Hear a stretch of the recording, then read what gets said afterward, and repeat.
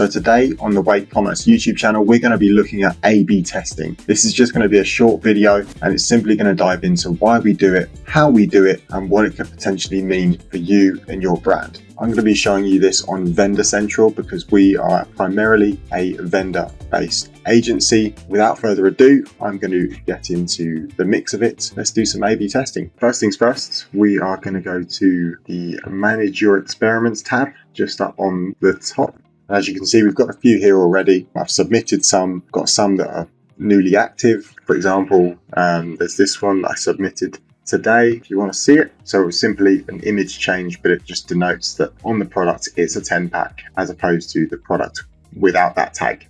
So just a simple change, but it's, I think, extremely important when it comes to A/B testing to constantly iterate and change and test your product range and test images and test copy. And with these new tools, it's now possible to measure that with key data points such as conversion and sessions and units sold.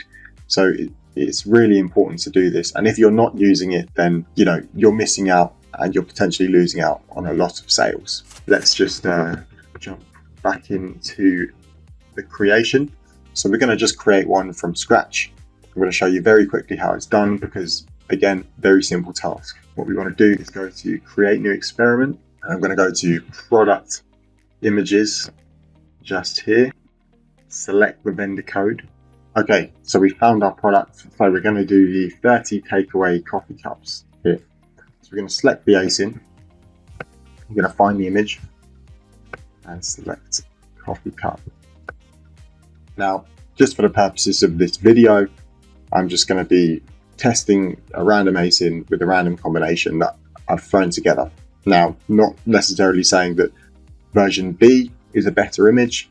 It doesn't look like it to me, but just for the purposes of this video, I'm going to show you how it's created. Let's continue. So we are not going to experiment with supporting images. Now, supporting images can be good, especially if you've got a more technical product and a product that could potentially win on different factors. Think of computers or microphones or cameras, anything like that, where you need to compete on technical specs. This is where I think, different images, different specifications could be good. So yeah, we're going to continue with the experimentation, remove the supporting images for the purposes of this test. And we're going to go on to the experiment details, which will tell you about the hypothesis that you can set. So for this example, we're just going to say version B is better for sales, click-through, and conversion than version A. And that's going to be our hypothesis. Obviously, you can do different hypotheses as you please. Amazon do offer some examples if you are running out of ideas, but you should have a good idea of what you want to achieve with the A/B test. Is it more sales? Obviously it's more sales, but is it better conversion? Is it better click-through? You've got to really think about these different markers. So let's continue. You can set your start date, of course, and you can also start your experiment sooner if possible. We are going to continue and we're going to go ahead and schedule the experiment. And there we go. All submitted. Very, very easy to do. And that's pretty much it. When it comes to A/B testing on Amazon, you have to think about constantly doing it.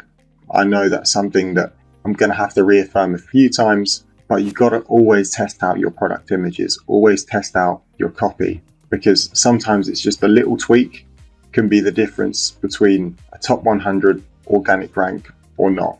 So it's really, really important to constantly test and refine your Amazon listing, because sometimes it's not necessarily an issue with your product, it is simply an issue with the content. And in this era, content is king. I'm going to show you this product as well that I set up a while ago. Now, it can produce some quite weird results, and I don't think you should necessarily rely on those results all the time. But in this specific example, we've got a waste bin. Now, it's saying version A is better. Now, version A is the original image.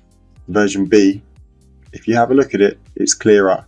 It defines what it is. It's not violated any content acceptance policies. It just looks clearer. I would click on that personally, but I guess this is not a personal tool to use. This is a data-driven tool, and you should be using it all the time. So often it does bring out some wildcard results. at the end of this experiment for this specific product, I think it still needs to gather a bit of momentum. Clearly, there's just not the sales numbers there on this product. So you have to remember that when starting an A/B test, use products that sell fast, use products that convert a lot and that have a lot of interest from different sources of traffic, not just Amazon. Those are the kind of products that you want to be A/B testing. It's all to do with the Pareto principle. So the top 20% of your products, that's where I think you should be focusing initially with your A/B testing, or else you will get some absolutely horrendous results, as we see here. Pretty much inconclusive. Manage your experiments.